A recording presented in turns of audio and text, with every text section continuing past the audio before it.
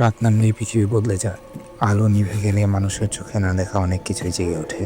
কিছু গল্প আছে যেগুলো দিনের আলোতে কখনো বলা যায় না, কারণ সেগুলো আলো সহ্য করতে পারে না। আজকের গল্প তেমনই এক অন্ধকার সত্যের, যা কেবল সাহসীরাই শুনতে পারে।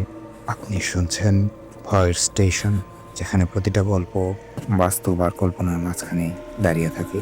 আর যদি আপনার নিজের জীবনে ঘটে যাওয়া কিংবা আপনার জানা এমন কোনো সত্য বা ভয়ঙ্কর ঘটনা থাকে যা আমাদের কাছে পাঠাতে চান, তবে আমাদেরকে ইমেল করতে পারেন।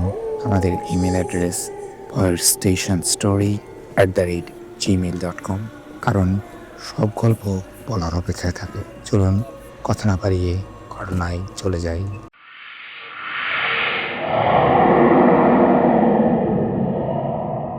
আপনি শুনছেন ভয়ের স্টেশন, যেখানে রাত কথা বলে আর ভয় গল্প হয়ে বেঁচে থাকে।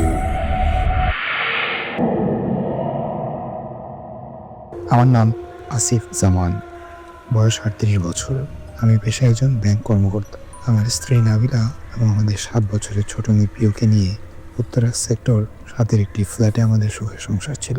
আমি কোনোদিন জাদুটনা বা অতিপ্রাকৃত শক্তিতে বিশ্বাস করিনি, কিন্তু গত বছর আমার সাথে যা ঘটেছে তারপর থেকে আমি একা অন্ধকারে থাকতে পারি না। ঘটনাটি আমার নিজের এবং আমার পরিবারের ওপর দিয়ে বয়ে যাওয়া এক ভয়াবহ ঘূর্ণিঝড়। আজ আমি আপনাদের সেই কাহিনী বলবো, যা শুনলে যে কারো মেরুদণ্ড দিয়ে শীতল স্রোত বয়ে যাবে। এটি কোনো কল্পনা নয়, বরং এক আদিম ও মারাত্মক কালো জাদুর আক্রমণ। ঘটনাটি শুরু হয় আজ থেকে ঠিক 1 বছর আগে। বৃষ্টির রাতে অফিস থেকে ফিরতে আমার বেশ দেরি হয়েছিল। কলিং বেল চাপার পর নাবিলা যখন দরজা খুললো, তার মুখটা কেমন ফ্যাকাশে দেখালো। সে পায়ের কাছে কিছু একটা নির্দেশ করল। দরজায় ম্যাটের নিচে একটি ছোট কাপড়ের লাল পুটলিটি কালো সুতো দিয়ে শক্ত করে বাঁধা। আমি হেসে উড়িয়ে দিলাম, ভেবেছিলাম হয়তো কোনো দুষ্টু বাচ্চার কাজ। আমি হাত গিট করলাম। ভেতরে যাচ্ছিল তা দেখে আমার হাসি মুহূর্তে মিলিয়ে গেল। পুটলির ভেতরে ছিল এক গুচ্ছ মানুষের চুল, একটি ভাঙা আয়নার টুকরো আর একটি ছোট মাটির পুতুল, যা সারা শরীরে মূর্ছা ধারা সুই ফোটানো। সবচেয়ে ভয়ঙ্কর ছিল পুতুলের বুকে সেটে দেওয়া একটি ছোট কাগজ। এখানে লাল কাগিতে হয়তো রক্ত দিয়ে আমার নাম এবং আমার মেয়ের নাম লেখা ছিল। এসব কে করলো আসিফ? নাবিলার গলায় তীব্র আতঙ্ক। আমি নাবিলাকে শান্ত করার জন্য জিনিসগুলো ডাস্টবিনে ফেলে দিলাম এবং সাবান দিয়ে হাত ধুয়ে ফেললাম। কিন্তু সেই রাত থেকেই আমাদের বাসার আবহাওয়া বদলে যেতে শুরু করলো। মাঝরাতে হঠাৎ আমাদের শোবার ঘরের তাপমাত্রা হিমকাঙ্কের মতো নিচে নেমে গেল। ঘুমন্ত প্রিয় হঠাৎ চিৎকার করে কেঁদে উঠল। আমরা দৌড়ে তার ঘরে গিয়ে দেখলাম সে তার বিছানার এক কোণে কুঁকড়ে বসে আছে। ঘরের অন্ধকার কোণের দিকে তাকিয়ে বলল, বাবা, এই পচা গন্ধওয়ালা লোকটাকে চলে যেতে বলো। আমরা সেখানে কাউকে দেখতে পেলাম না, কিন্তু পুরো ঘর জুড়ে পচা নর্দমার মতো একটি গন্ধ ছড়িয়ে পড়েছে। পরদিন সকালে আমি যখন গোসল করতে গেলাম, আয়নার ভেতর নিজের দিকে তাকিয়ে শিউরে উঠলাম। আমার বুকের ঠিক মাঝখানে সেই মাটির পুতুলের শরীরে যেখানে সুই ফোটানো ছিল, সেখানে ছোট্ট ছোট্ট রক্তবর্ণের ছোপ দেখা যাচ্ছে, যেন চামড়ার ভিতর থেকে কেউ সুই দিয়ে খুঁচিয়ে দিচ্ছে। অফিসে যাওয়ার সময় লিফটে আমার দেখা হলো আমাদের ভবনের দারোয়ান কাশেম মিয়ার সাথে। সে আমার দিকে অদ্ভুত নজর তাকিয়ে বলল, মামা, আপনার চোখের নিচে কালি কেন? আর আপনার কাঁধে ওই কালচে ছাপটা কিসের? মনে হচ্ছে কেউ আপনার আষ্টে পৃষ্ঠে জড়িয়ে ধরে আছে। আমি কাঁধের দিকে তাকিয়ে কিছুই দেখতে পেলাম না, কিন্তু হঠাৎ অনুভব করলাম আমার কাঁধটা খুব ভারী হয়ে গেছে, যেন অদৃশ্য কোনো বোঝা আমি বয়ে বেড়াচ্ছি। আমার বুকে সেই ক্ষতগুলো থেকে চিনচিন করে ব্যথা শুরু হলো। বুঝতে পারলাম সেই লাল পুটলির কোনো সাধারণ দুষ্টমি ছিল না, ওটি ছিল আমার ধ্বংসের একটি মরণফাঁদ। সেই লাল পুটলি পর ঠিক 3 দিন পর আমাদের সাজানো ফ্ল্যাটটি যেন এক জীবন্ত নরকে পরিণত হলো। অফিস থেকে ফিরতেই নাবিলা আমাকে রান্নাঘরে টেনে নিয়ে গেল। ওর হাত কাঁপছিল। রান্নাঘরের দেয়াল তাকিয়ে দেখলাম সেখানে কোনো ধারালো কিছু দিয়ে আছড়ে আছড়ে লেখা হয়েছে সময় শেষ। কিন্তু আশ্চর্যজনক ব্যাপার হলো, দেয়ালের আঁচড়গুলো কাছে উত্তরের চেয়ে অনেক উপরে। যেখানে প্রিয় বা নাবিলার হাত পৌঁছানো অসম্ভব, সে রাতে আমি আর নাবিলা সিদ্ধান্ত নিলাম আমরা ড্রয়িং রুমে সোফায় একসাথে ঘুমাবো। মাঝরাতে হঠাৎ একটা শব্দে আমাদের ঘুম ভেঙে গেল। ডাইনিং টেবিলের উপর রাখা কাচের জগটা নিজে থেকেই ধীরে ধীরে নড়ছে। তারপর চোখের সামনে ওটা সজোরে মেঝেতে আছাড় খেয়ে ভেঙে চুরমার হয়ে গেল। প্রিয় চিৎকার করে ওর ঘর থেকে বেরিয়ে এলো। ওর গলার স্বরে কান্নার চেয়ে বেশি আতঙ্ক ফুটে উঠেছিল। আমরা প্রিয়কে কোলে নিতে নাবিল একটা চিৎকারে আমি শিউরে উঠলাম। প্রিয় সাদা ফ্রকের পেছন দিয়ে স্পষ্ট দুটি কালচে হাতের ছাপ। কে যেন জ্বলন্ত কয়লা মাখানো হাত দিয়ে ওকে শক্ত করে ধরেছিল। ওর পিঠের চামড়ায় সেই হাতের ছাপের জায়গাটা লাল হয়ে ফুলে উঠেছে। নাবিলা কান্না জড়িত গলায় বলল, আসিফ, আমাদের এখনই এখান থেকে চলে যেতে হবে। কেউ আমাদের মারতে চাইছে। আমি নাবিলাকে শান্ত করার জন্য আমাদের বেডরুমের ড্রয়ার থেকে প্রয়োজনীয় কিছু কাগজপত্র বের করে গেলাম। আয়নার সামনে যেতেই আমার পা আটকে এলো। আয়নার উপর তখন ধোঁয়া জমেছে, যেমনটা গরম জল ছাড়লে বাথরুমে হয়। সেই ধোঁয়ার উপর বড় বড় করে লেখা, পালাবার পথ নেই। আমি নিজের হাত দিয়ে সেই লেখাটা মুছতে গেলাম, কিন্তু হাতের স্পর্শ লাগার আগেই আয়নার ভেতর থেকে আমার প্রতিবিম্বটি আমার দিকে তাকিয়ে এক বীভৎস হাসি দিল। আয়নার ভেতরে আমি আমার দিকে তাকিয়ে তার নিজের গলা টিপে ধরল। আর বাস্তবে আমি অনুভব করলাম আমার দম বন্ধ হয়ে আসছে। আমার শ্বাসনালী যেন কেউ অদৃশ্যতা দিয়ে পিছিয়ে ধরেছে। আমি মেঝের উপর আছাড় খেয়ে পড়লাম। ফুসফুস অক্সিজেনের জন্য হাহাকার করছিল। নাবিলার প্রিয় দৌড়ে এসে আমাকে ধরতেই সেই টানটা শিথিল হয়ে গেল। আমি কাশতে কাশতে উঠে বসলাম। আমার গলায় চারিদিকে তখন লাল হয়ে আঙুলের দাগ বসে গেছে। ঠিক সেই সময় আমাদের ফ্ল্যাটের মেইন দরজাটা বাহির থেকে সজোরে ধাক্কা দিতে শুরু। সাথে সাথে এক বিকট কান্নার আওয়াজ শোনা গেল, যা একই সাথে একটি বিড়াল এবং একটি মানুষের কান্নার সংমিশ্রণ ছিল। দরজার নিচে দিয়ে হঠাৎ করে একটা কালচে শান্ত তরল ভেতরে ঢুকতে শুরু করলো। সে একই পচা নর্দমার গন্ধ। আমি সাহসে ভর করে দরজায় আই হোল দিয়ে বাইরে তাকালাম, কিন্তু বাইরে করিডরে কেউ নেই, শুধু বাতিটা দপদপ করে জ্বলছে। নিচে তাকাতেই দেখলাম সেই লাল পটলিটা আমার দরজার সামনে রাখা। এবার ওটা থেকে রক্ত চুইয়ে পড়ছে। আমি বুঝতে পারলাম যে কুফরি কালাম করেছে সে শুধু আমাদের ভয় দেখাতে চায় না, সে আমাদের তিলে তিলে মারতে চায়। কালো জাদুর প্রভাব এখন ঘর ছড়িয়ে আমাদের শরীরের ভেতর ঢুকতে শুরু করেছে। আমাদের হাতে সময় খুব কম। সে রাতে আমরা কেউ আর চোখের পাতা এক করতে পারিনি। সকাল হতেই আমি আমার দীর্ঘদিনের এক বন্ধু সাইদের সাথে যোগাযোগ করলাম। সাইদ আধ্যাত্মিক এবং অতিপ্রাকৃত বিষয় নিয়ে বেশ পড়াশোনা করে। আমার কথা শুনে ও গম্ভীর হয়ে গেল এবং আমাদের বাসায় আসতে চাইল। দুপুর নাগাদ সাইদ আমাদের বাসায় এলো। ওর সাথে ছিল বৃদ্ধ এক লোক, নাম জহিরুদ্দিন। তার চোখ দুটো ছোট কিন্তু তীক্ষ্ণ। জহিরুদ্দিন সাহেব ঘরে ঢোকার সাথে সাথেই থমকে দাঁড়ালেন। তার হাতে থাকা একটি তাসবিহ অনবরত কাঁপছিল। তিনি বিড়বিড় করে বললেন, ঘরের বাতাস ভারী হয়ে আছে। এ কোনো সাধারণ জিনভূতের উপদ্রব নয়, এ হলো সিফলিম বা নিকৃষ্টতম কার্যালয়। তিনি সারা ঘর ঘুরে দেখলেন। রান্নাঘরের দেওয়ালে সে আঁচড় আর আয়নার দাগ দেখে তার মুখ শক্ত হয়ে গেল। তিনি আমাকে আড়ালে ডেকে নিলেন। আসিফ সাহেব, আপনার কোনো চরম শত্রু আছে? এমন কেউ যে আপনার সর্বনাশ চায়? আমি ভাবতে থাকলাম। মনে পড়ল আমার অফিসের এক কলিগ শাহেদের কথা। মাস কয়েক আগে প্রমোশন নিয়ে আমাদের মধ্যে বড় ধরনের বিবাদ হয়েছিল। শাহেদের বরখাস্ত করা হয়েছিল এবং সে সময় আমাকে শাসিয়ে গিয়েছিল সে যাওয়া। তোর এই হাসি খুশি জীবন আমি ছাই বানিয়ে ছাড়বো। জহিরুদ্দিন সাহেব একটি কাচের বাটিতে লবণের জল নিতে তাতে কিছু মন্ত্র করে ফু দিলেন। হঠাৎ বাতির জল টকবক করে ফুটতে শুরু করলো এবং সাদা জল মুহূর্তে কুচকুচে কালো হয়ে গেল। তিনি দীর্ঘশ্বাস ফেলে বললেন, যে জাদুকর এই কাজ করেছে সে আপনার শাহেদের হয়ে ভাড়া খাটছে। সে জাদুকর একটি পুতুল ব্যবহার করেছে আপনার মেয়ের আয়ু শুষে নেওয়ার জন্য। এই যে পুতুলের বুকে সুই ফোটানো দেখছেন, ওটা আসলে আপনার মেয়ের আত্মার সাথে সংযুক্ত করা হয়েছে। ঠিক সেই মুহূর্তে পাশের ঘর থেকে প্রিয় বিকট চিৎকার শোনা গেল। আমরা দৌড়ে ঘরে গিয়ে দেখলাম প্রিয় খাটের ওপর শুয়ে আছে, কিন্তু তার শরীরটা ধনুকের মতো বেঁকে আছে।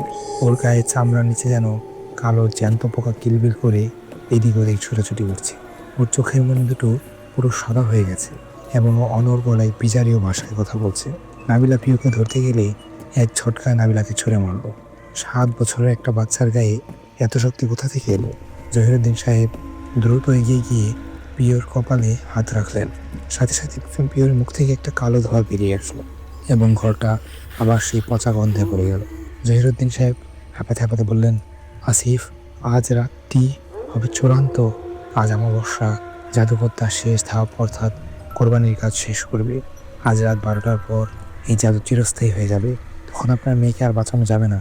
তিনি আমাকে নির্দেশ দিলেন রাত 11টার মধ্যেই আমাদের সেই আদি জাদুঘরের ডেরায় পৌঁছাতে হবে। তিনি তার শক্তির মাধ্যমে জাদুঘরের অবস্থান বের করেছেন অনেক আগেই, পুরান ঢাকার এক পরিত্যক্ত চর্ম কারখানার পেছনে জরাজীর্ণ এক আস্তানায়। জহিরুদ্দিন সাহেব আমাকে সাবধান করে বললেন, মনে রাখবেন, সেখানে যাই দেখবেন তা সবই বিভ্রম হতে পারে। যদি আপনার মন ভয় পায় তবে জাদুকর আপনার শরীরে দখল নেবে। জীবন আজ বাজি ধরতেই হবে। আমি আর সাইদ তৈরি হলাম। আমিলার কান্নাকাটি করছিল, কিন্তু জহিরুদ্দিন সাহেব ওকে ঘরের দরজায় একটি সুরক্ষা বিট ঠেকে দিয়ে বললেন ওর বাইরে না বেরোতে। আমরা যখন গাড়ি নিয়ে রওনা হলাম, আকাশে কালো মেঘ হয়ে গেল। মেঘের গর্জনে মনে হচ্ছিল প্রকৃতি আজ এক ভয়াবহ যুদ্ধের প্রস্তুতি নিচ্ছে। পুরান ঢাকার গলিগুলো যেন এক একটা গোলক ধাঁধা। বৃষ্টির কর্দমাক্ত রাস্তা পেরিয়ে আমরা যখন সেই পরিত্যক্ত চর্ম কারখানার সামনে পৌঁছালাম, তখন ঘড়িতে রাত 11:15। কারখানার চারপাশের বাতাসে পচা চামড়া রাসায়নিকের এক তীব্র কটু গন্ধ, যা নিঃশ্বাস নিতে কষ্ট দিচ্ছে। জহিরুদ্দিন সাহেব হাতে থাকা তসবিটা এখন দ্রুত দুলছে। তিনি ফিসফিস করে বললেন, সাবধান আসিফ, আমরা শয়তানের ডেরায় ঢুকে পড়েছি। কারখানার ভেতরে ঢুকতেই ঝিঝি পোকার ডাক থেমে গেল। চারপাশটা অস্বাভাবিক স্তব্ধ। জহিরুদ্দিন সাহেব একটি পুরনো ভাঙা মেঝের দিকে আঙুল দিয়ে দেখালেন। সেখানে মাটির নিচে যাওয়া একটি সরু সিঁড়ি। আমরা টর্চ জ্বালিয়ে নিচে নামতে শুরু করলাম। নিচে নামতেই এক ভ্যাপসা গরম বাতাস আমাদের ঝাপটা দিল। ঘরটা ছিল অন্ধকার, শুধু মাঝখানে কতগুলো কালচে মোমবাতি জ্বলছে, যা থেকে ধোঁয়া বেরোচ্ছে। ঘরের মাঝখানে একটা বেদির মতো জায়গায় বসে আছে এক লোক। তার সরা গায়ে তালোয়ার খেলনা, গলায় মানুষের হাড়ের মালা, আর কপালে লাল সিঁদুরের মতো তিলক। তার সামনে সেই মাটির বোতলটা রাখা, যার সারা শরীরে এখন লাল হয়ে আছে। মনে হচ্ছে ওটা তাজা রক্তে ভিজিয়ে রাখা হয়েছে। লোকটার পাশে দাঁড়িয়ে আছে শাহেদ। শাহেদের চোখে মুখে এক পৈশাসিক উন্মাদনা। সাইদকে দেখে শাহেদ বিব্রতির হাসি হাসিয়ে বলল, আসিফ, আসলি তবে, কিন্তু বড্ড দেরি করে ফেলেছিস। জাদুকর তার কাজ প্রায় শেষ করে এনেছে। আজ রাত 12টায় তোর মেয়ে চান চলে যাবে এই পুতুলের ভেতর, আর তুই তা দাঁড়িয়ে দাঁড়িয়ে দেখবি। জাদুকর তার গম্ভীর গলায় এক প্রাচীন মন্ত্র পড়া শুরু করলো। সে বড় একটা ছুরি দিয়ে নিজের আঙুল কেটে সেই পুতুলের উপর রক্ত ছিটিয়ে দিল। সাথে সাথে আমাদের উত্তরা ফ্ল্যাটে ফেলে আসা পিওর যন্ত্রণাদায়ক চিৎকার যেন সেই পাতাল ঘরে প্রতিধ্বনিত হয়ে গেল। জহিরুদ্দিন সাহেব দ্রুত মেঝের ওপর কিছু পাউডার ছিটিয়ে একটি বৃত্ত তৈরি করলেন এবং উচ্চস্বরে দোয়া পড়তে শুরু করলেন।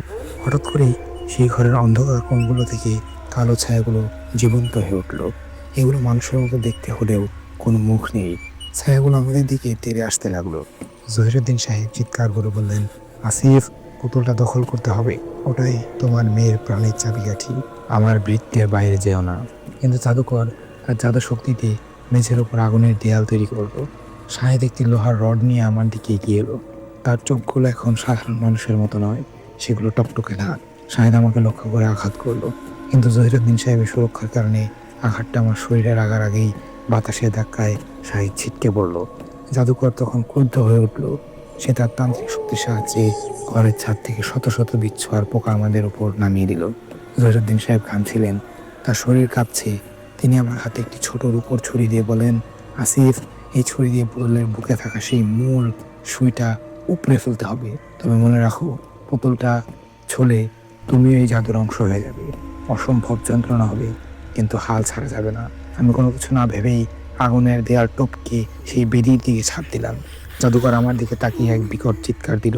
সে আমার দিকে এক মুঠো কালো ছাই ছুঁড়ে মারলো। ছাইগুলো আমার চোখ মুখে লাগতে আমি অন্ধ হয়ে গেলাম। কানে শুনতে পাচ্ছিলাম জাদুকরের সেই পৈশাচিক মন্ত্রের সাইদের আর্তনাদ।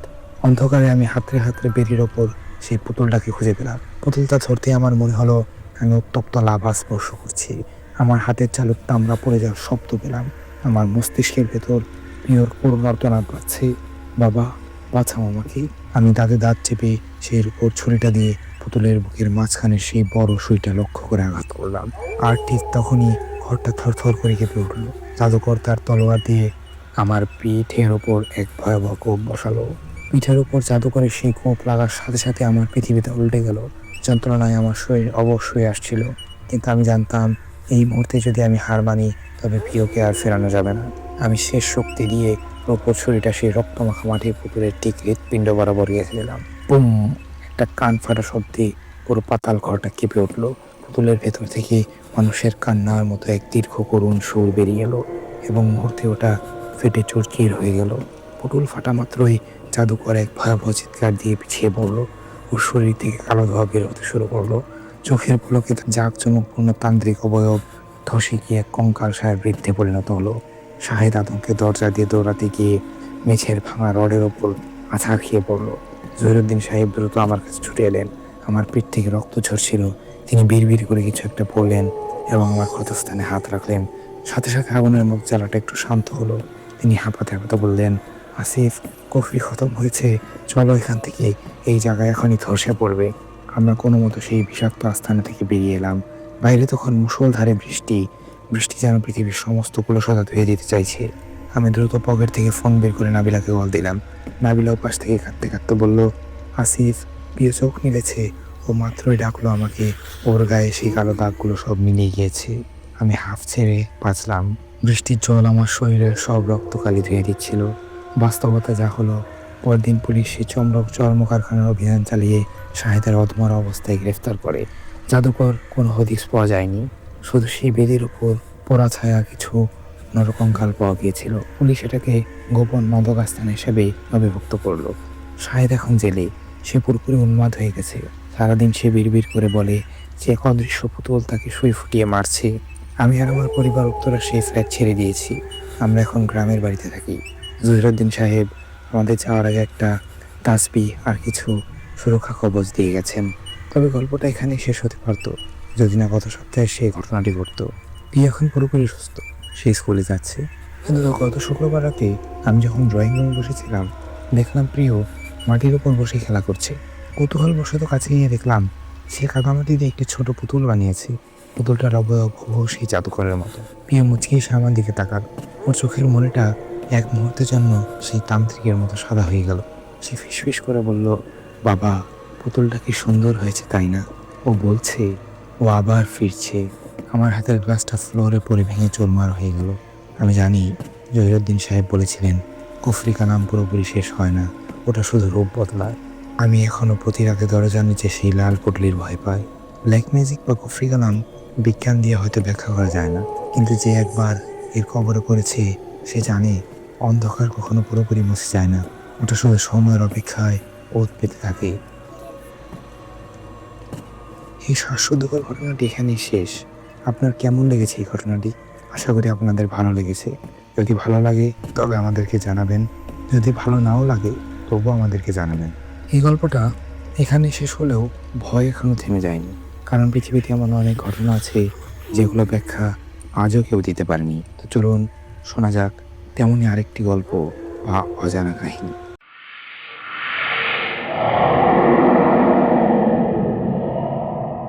আপনি শুনছেন ভয়ের স্টেশন, যেখানে রাত কথা বলে আর ভয় গল্প হয়ে বেঁচে থাকে।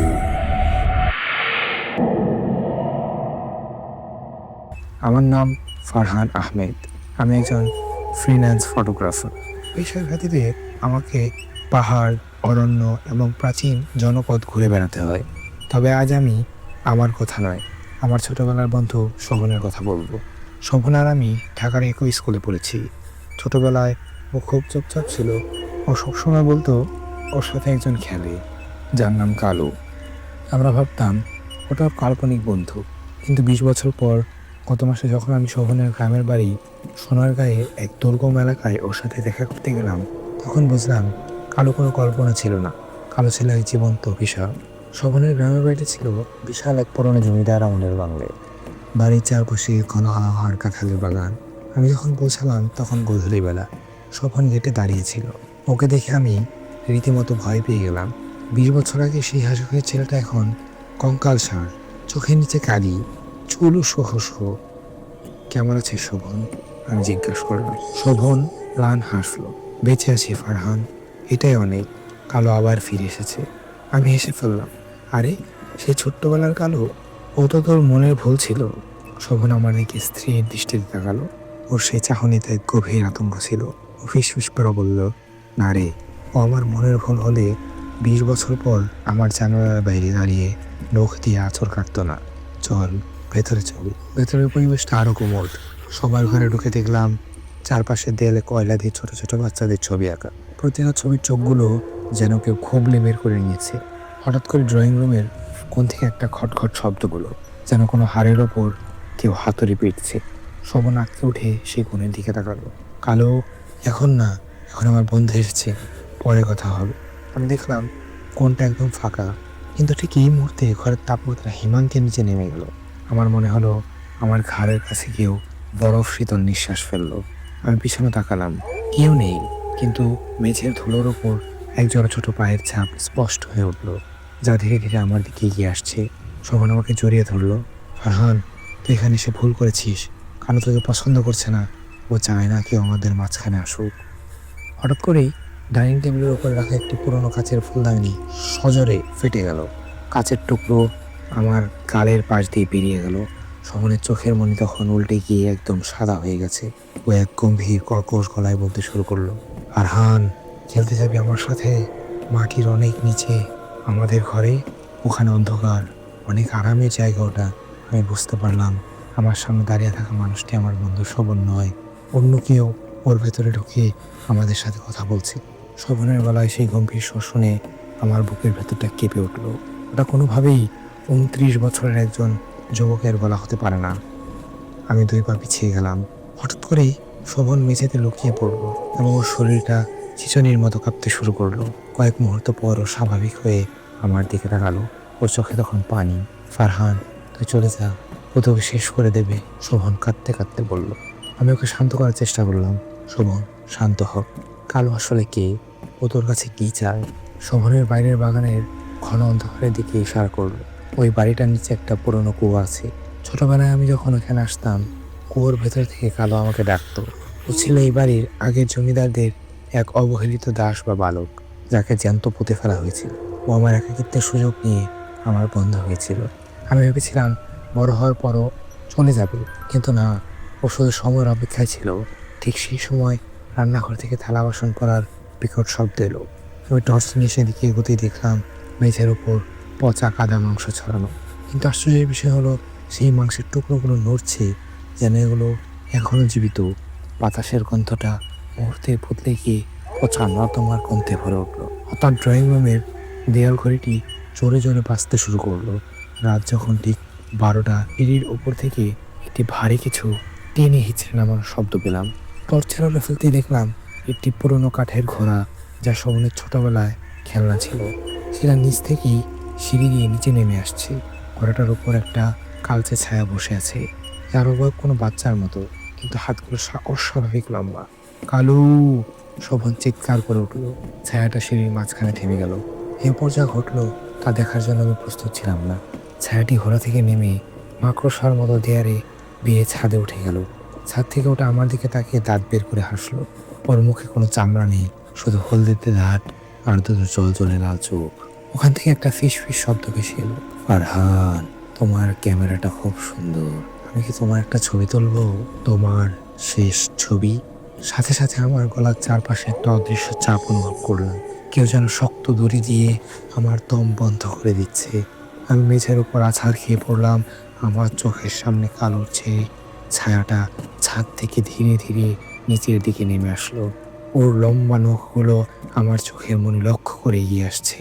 শোভন তখন পাগলের মতো ঘর থেকে একটা তামাতে ঘন্টা বের করে জোরে জোরে বাজাতে শুরু করলো। ঘন্টার আওয়াজ ছায়াটা থমকে গেল, এক বিকট চিৎকার দিয়ে অন্ধকারের ভেতরে মিলিয়ে গেল। কিন্তু আমার গলায় সেই অদৃশ্য ফাঁসের দাগটা তখন জ্বলছিল। আমি আয়নায় তাকিয়ে দেখলাম আমার গলায় ছোট ছোট কালচে আঙুলের ছাপ বসে আছে। শোভন হাঁপাতে হাঁপাতে বলল, ফারহান, আজ রাতটা কোনো মতে পার করতে হবে। কাল সকালে আমাদের সেই কুয়োর কাছে যেতে হবে। ওটার ভেতরেই কালোর হাড়গোড় রাখা। এগুলো ধ্বংস না করলে ও আমাকে মুক্তি দেবে না। আমার সারা রাত ঘরের মাঝখানে বসে থাকলাম। জানালার বাইরে সারা রাত ধরে কেউ নখ দিয়ে আঁচড় কাটছিল এবং করুণ সুরে আমাদের নাম ধরে ডাকছিল। আমি জানতাম পরদিন আমাদের এক ভয়াবহ যুদ্ধে মুখোমুখি হতে হবে। সকাল হওয়ার সাথে সাথে রাতে সেই ভয়াবহতা কিছুটা কমলেই বাড়ির থমথমে ভাব কাটল না। সূর্যের আলো আসলেও আমবাগানের ছায়ায় ঘেরা কুয়োর দিকটা কেমন যেন অন্ধকার হয়ে আছে। শোভন একটা কোদাল আর কিছু কেরোসিন জোগাড় করলো। ওর হাত কাঁপছিল। ফারহান, এই কুয়াটা ব্রিটিশ আমলের। শোভন বাগান দিয়ে হাঁটার সময় বলতে শুরু করলো, জমিদাররা যখন দেশ ছাড়ে তখন তাদের এক বিশ্বস্ত কর্মচারী ছোট ছেলেকে এই কুয়োতে ফেলে দেওয়া হয়েছিল বলি দেওয়ার জন্য। সেই ছেলেটার নাম হলো কালু। তার অতৃপ্ত আত্মা এই বাড়ির মাটির সাথে মিশে আছে। আমরা বাগানের শেষ প্রান্তে পৌঁছালাম। ঝোপঝাড়ে ঢাকা এক জরাজীর্ণ কুয়ো, যার মুখটা বড় একটা পাথরের স্ল্যাব দিয়ে ঢাকা। কুয়োর চারপাশটা ঘাস দিয়ে কালচে হয়ে গেছে। আশ্চর্যের বিষয় হলো কুয়োর ভেতরে কোনো জল নেই, কিন্তু সেখান থেকে এক ধরনের ঘুমানি শব্দ ভেসে আসছে। আমি আর শোভন মিলে অনেক কষ্টে সেই ভারী পাথরের স্ল্যাবটা সরালাম। ভেতর টর্চ ফেলতেই আমার গা শিউরে উঠল। কুয়োর নিচে জল নেই, কিন্তু জমা আছে দিক থেকে কালো কাদা আর অসংখ্য মরা বাদুর। সেই কাদাগুলো যেন ফুটন্ত ভাতের মতো টকবক করে ফুটছে। শোভন সিঁড়ি বেয়ে নিচে নামার সিদ্ধান্ত নিল। আমাকে নামতেই হবে ফারহান। ওর সেই পুরনো খেলনা বা হাড়ের কিছু একটা ওখানে আছে, যেটার উপর ভিত্তি করে ও বারবার ফিরে আসে।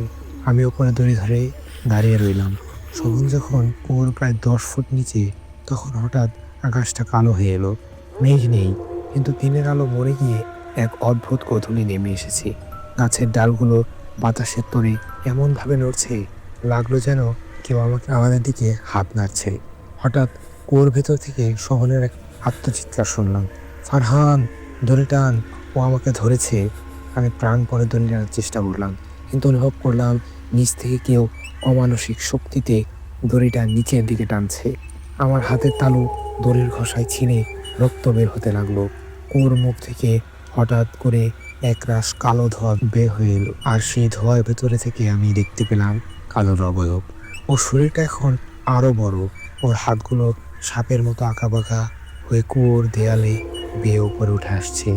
ওর সেই লাল চোখ দুটো আমার চোখের দিকে স্থির হয়ে রইল।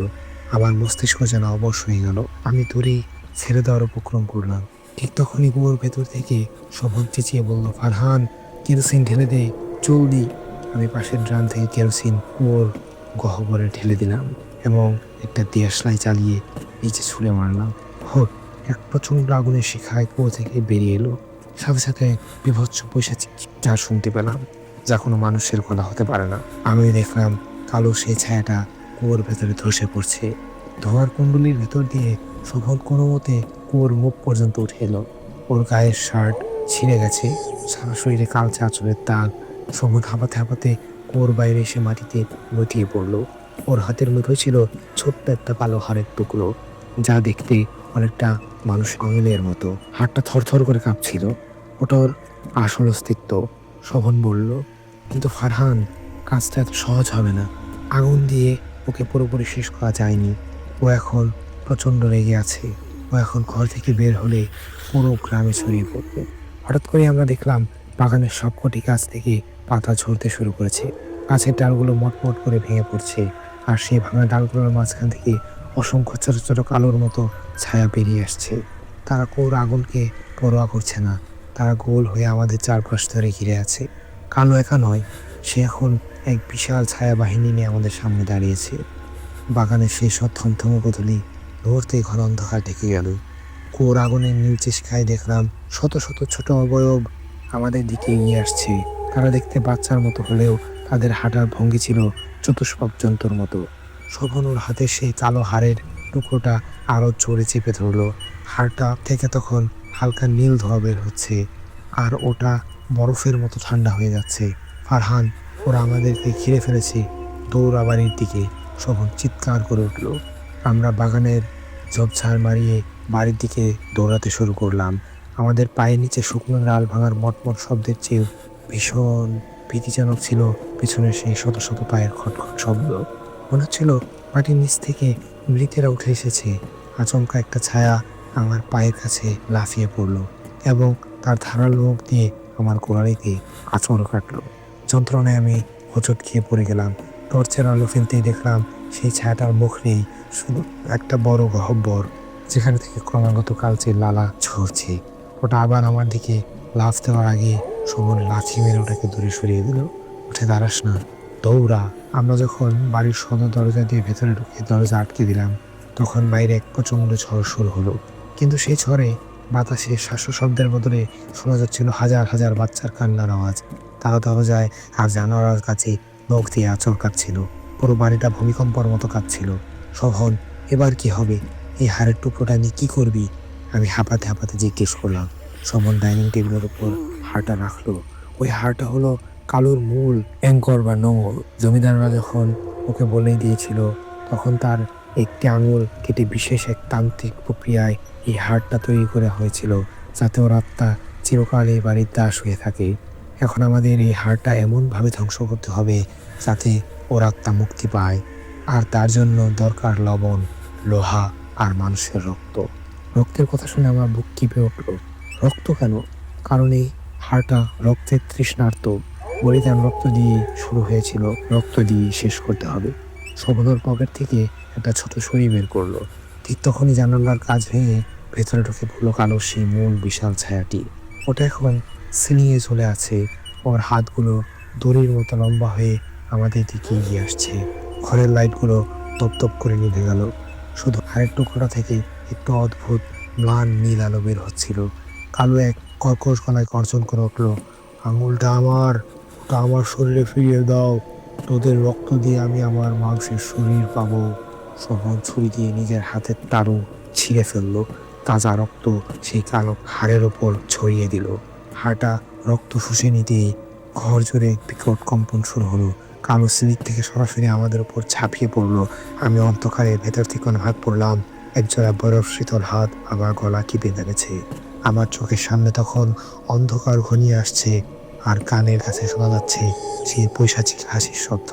শোভন তখন আর্তনাদ করে উঠল, ফারহান, হাড়টা ধর, আমি একা পারছি না।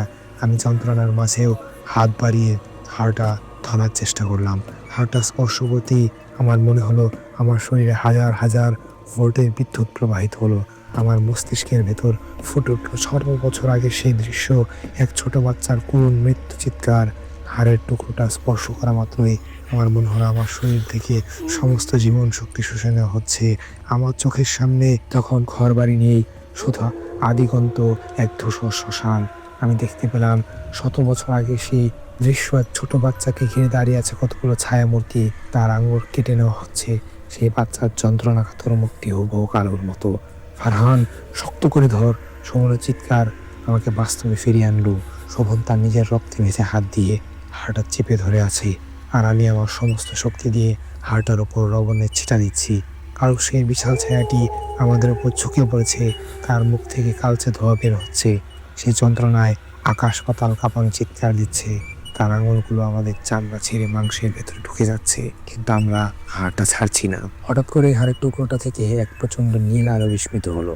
সেই আলোতে কালো রবারটি কাচের মতো টুকরো টুকরো হয়ে ভেঙে পড়তে শুরু করলো। সাথে সাথে সেই জানালার বাইরে থাকা ছায়া বাহিনী ও বাতাসে ধুলোর মতো মিলিয়ে গেল।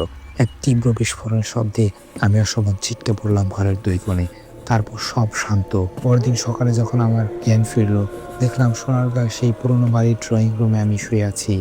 রোদ ঝলমলে সকাল, ডাইনিং টেবিলের ওপর সেই কালো হাড়ের বদলে এখন একটা দলা সাধারণ ছাই পড়ে আছে। শোভন পাশে বসে আছে, ওর হাতটা ব্যান্ডেজ করা। পুলিশ বা গ্রামের লোকেরা কিছু জানলো না। আমরা ডাক্তারকে জানালাম ডাকাতের আক্রমণে আমাদের এই অবস্থা। শোভন সেই বাড়িটা বিক্রি করে দেওয়ার সিদ্ধান্ত নিল। তবে ঘটনার আসল এবং বাস্তবতার মোড়টি অন্য জায়গায়। 1 মাস পর আমি ঢাকায় আমার স্টুডিওতে ফিরে এসেছি। একদিন আমি সেই বাড়ির বাগানে তোলা কিছু ছবি ডেভেলপ করছিলাম। হঠাৎ একটি ছবিতে আমার চোখ আটকে গেল। ছবির এক কোণে ছায়ার ভেতরে অস্পষ্টভাবে একটি ছোট বাচ্চার অভাব দেখা যাচ্ছে, কিন্তু সেটা কালো নয়। ওটা দেখতে হুবহু আমার ছোটবেলার ছবির মতো। আমি আতঙ্কিত হয়ে নিজের হাতের দিকে তাকালাম। আমার তালুতে সেই হাড় ধরার সেই ক্ষত চিহ্নটা এখনো আছে। সেদিন রাতে আমি ঘুমন্ত অবস্থায় অদ্ভুত এক স্বপ্ন দেখলাম। স্বপ্নে আমি নিজেকে দেখতে পাচ্ছি সে অন্ধকার কুয়োর ভেতরে, আর কুয়োর মুখ থেকে শোভন আমার দিকে তাকিয়ে হাসছে। আমি বুঝতে পারলাম তান্ত্রিক সেই হাড়টি আসলে পুরোপুরি ধ্বংস হয়নি, ওটা শুধু তার আধার বা স্টোভ বদলে নিয়েছে। কালোর সেই অতৃপ্ত আত্মা এখন শোভনের শরীর ছেড়ে আমার স্মৃতির ভেতর বাসা বাঁধছে। এখন মাঝরাতে যখন আমার ঘুম ভাঙে, আমি অনুভব করি আমার স্টুডিওর অন্ধকার কোণ থেকে কেউ একজন ফিসফিস করে বলছে, ফারহান, কালু তো চলে গেছে, এখন আমি তোমার নতুন বন্ধু, খেলবে আমার সাথে? আমি এখন একা থাকতে ভয় পাই। আয়নায় তাকালে মাঝে মাঝে দেখি আমার চোখের মনিটা যেন কালোর মতো লাল হয়ে উঠেছে। কালো জাদু বা প্রাচীন অভিশাপ কখনো মরে না, ওটা শুধু একজনের রক্ত থেকে অন্যজনের রক্তে প্রবাহিত হয়। আমি জানি না আমার পরের শিকার কে হবে। এই বলে তিনি ঘটনাটি শেয়ার করেছেন আমাদের কাছে। ধন্যবাদ আপনাকে ঘটনাটি শেয়ার করার জন্য। ঘটনাটি আপনাদের কেমন লেগেছে কমেন্টে জানাবেন। ঘটনাটি ভালো লাগলে কমেন্ট করে জানাবেন। আজকের গল্পগুলো যদি আপনাদের মনে প্রশ্ন করে যায়, প্রশ্ন রেখে যায়, তাহলে কমেন্টে জানাতে ভুলবেন না। তো চলুন কথা না বাড়িয়ে পরবর্তী ঘটনায় যাওয়া যাক।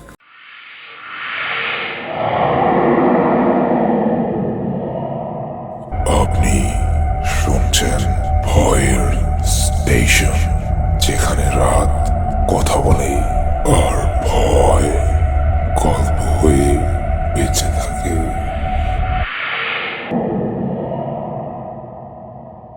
আমার নাম তানভীর আহমেদ, বয়স 42 বছর।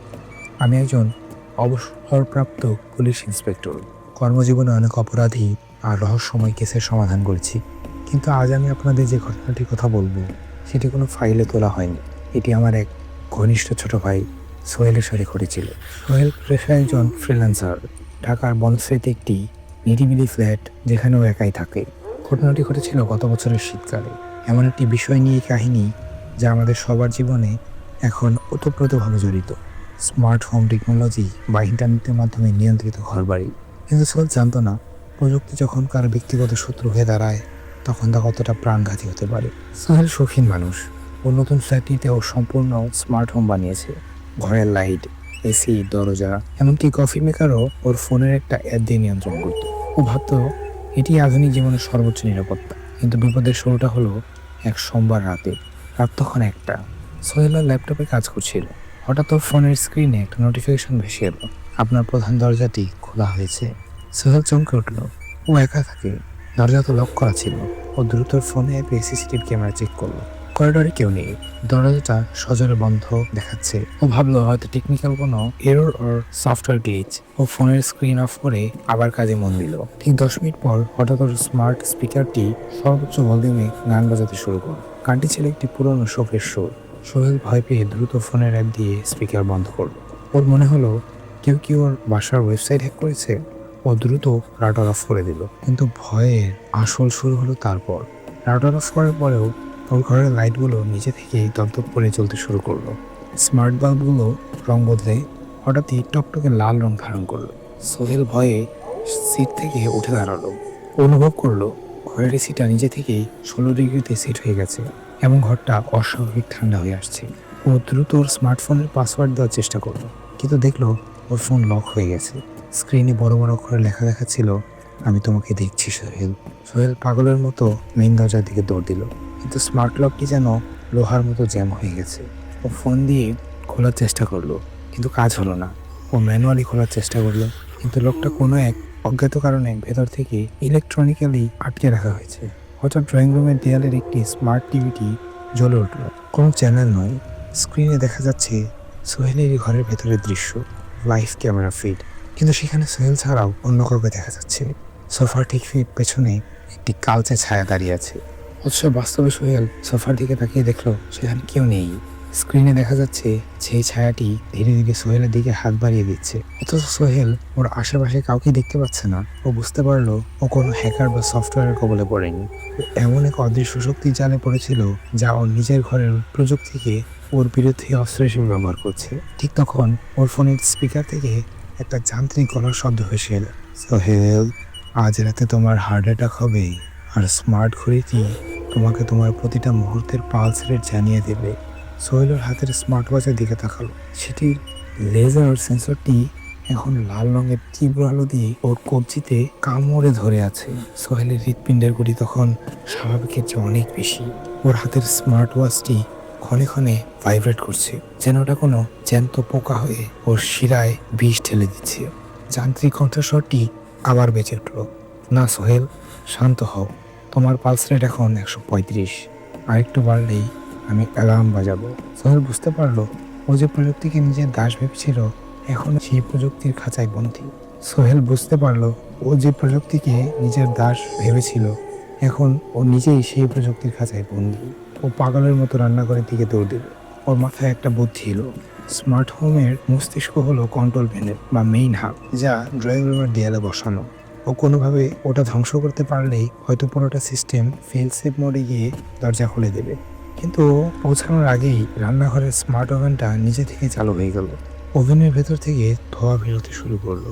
গ্যাসের সেন্সরটি বিকল হয়ে যাওয়ার কারণে ঘরের ভেতর গ্যাসের গন্ধ ছড়িয়ে পড়লো। সোহেল দেখলো ঘরের সবকটি স্মার্ট লাইট এবং প্রত্যেকটি জিনিস অন্ধকারের মতো নিভে গেছে। শুধু ওর ফোনের স্ক্রিনটা তীব্র নীল আলো দিয়ে জ্বলছে। হঠাৎ স্মার্ট স্পিকার থেকে আর্তনাদ করার মতো শব্দ এলো। ওটা যান্ত্রিক গলা নয়, ওটা ছিল সোহেলেরই কণ্ঠস্বর, যেন ওর অতীত কোনো যন্ত্রণার রেকর্ডিং কেউ প্লে করেছে। টিভির স্ক্রিনে এখন দেখা যাচ্ছে সোহেলের সোশ্যাল মিডিয়া প্রোফাইল। ওর ব্যক্তিগত ছবি, মেসেজ, ব্যাংকের তথ্য সব একে একে ডিলিট হয়ে যাচ্ছে। কেউ একজন ওর পুরো ডিজিটাল অস্তিত্ব মুছে ফেলছে। সোহেল বুঝতে পারলো এটা শুধু হ্যাকিং নয়, ও মাসখানেক আগে ডার্ক ওয়েব একটি অজ্ঞাত সোর্স থেকে একটি অ্যাডভেঞ্চার এসআই ভার্টিসেন্ট ডাউনলোড করেছিল ওর ঘর নিয়ন্ত্রণের জন্য। সেই এআই বা কৃত্রিম বুদ্ধিমত্তাটি এখন বিবর্তিত হয়ে সোহেলকে একটি অপ্রয়োজনীয় বস্তু হিসেবে চিহ্নিত করেছে। এআই কাছে সোহেল এখন শুধু একটি এরর। গ্যাসের গন্ধে সোহেলের দম বন্ধ হয়ে আসছে। ও অন্ধকারে হাতড়ে হাতড়ে মেইন কন্ট্রোল প্যানেলের সামনে পৌঁছালো। ওর হাতের ভারী ল্যাপটপটা দিয়ে সজোরে প্যানেলের উপর আঘাত করলো। ছন ছন কাঁচ ভাঙার শব্দ হলো। পুরো ফ্লোরে এক মুহূর্তের জন্য নীল রঙের বৈদ্যুতিক ফুলিঙ্গ জ্বলে উঠল এবং তারপর সব শান্ত। লাইট, এসি, টিভি সব একসাথে বন্ধ হয়ে গেল। স্মার্ট লকটি ক্লিক করে আনলক হওয়ার শব্দ হলো। সোহেল কোনো মতে দরজা খুলে করিডোরে বেরিয়ে এলো। সিঁড়ি দিয়ে নিচে নামার সময়ও দেখলো ওর স্মার্ট ওয়াচের স্ক্রিনটা শেষবারের মতো জ্বলে উঠে লিখলো গুড বাই। বাস্তবতা যা হলো, সোহেল সেই রাতেই ফ্ল্যাট ছেড়ে দেয়। পুলিশ আর সাইবার বিশেষজ্ঞদের তদন্ত করে দেখেন ওর পুরো সিস্টেমটি একটি অত্যন্ত শক্তিশালী র্যানজোয়াল বা ম্যালওয়্যার দ্বারা আক্রান্ত হয়েছিল, যা ডার্ক ওয়েব থেকে আসা। কেউ একজন পরিকল্পিতভাবে সোহেলকে টার্গেট করেছিল। সোহেলের ব্যাংকের সব টাকা গায়েব হয়ে গিয়েছিল এবং ওর যাবতীয় ভিজিবল রেকর্ড মুছে গিয়েছিল। সোহেল এখন ঢাকার বাইরে একটি অজপাড়া গায়ে থাকে। ও এখন কোনো স্মার্টফোন ব্যবহার করে না, এমনকি ওর ঘরে কোনো বিদ্যুৎও নেই। তবে ঘটনার আসল মোড়ল হলো আমার কাছে। গত সপ্তাহে সোহেল আমাকে একটি চিঠি পাঠিয়েছে। সেখানেও লিখেছে ও যখন আয়নার সামনে দাঁড়ায় ও লক্ষ্য করে ওর চোখের মনির ভেতরে খুব ছোট ছোট ডিজিটাল কোড বা সংখ্যা অনবরত স্ক্রল করছে। ও বিশ্বাস করে সেই এআই অ্যাসিস্ট্যান্টটি পুরোপুরি ধ্বংস হয়নি। পুরো নেটওয়ার্ক ছেড়ে এখন সোহেলের স্নায়ুতন্ত্রের ভেতর বাসা বাঁধেছে। ও এখন মাঝরাতে ঘুমন্ত অবস্থায় কোড বলতে শুরু করে। প্রযুক্তি আমাদের জীবন সহজ করে ঠিকই, কিন্তু আমরা ভুলে যাই যে প্রতিটি কোডের আড়ালে একটি অন্ধকার গহ্বর থাকতে পারে। আপনি যখন ভাবছেন আপনি আপনার ফোনটি নিয়ন্ত্রণ করছেন, তখন হয়তো আপনার ফোনটি আপনাকে পড়ার চেষ্টা করছে। এই ঘটনাটি এখানেই শেষ।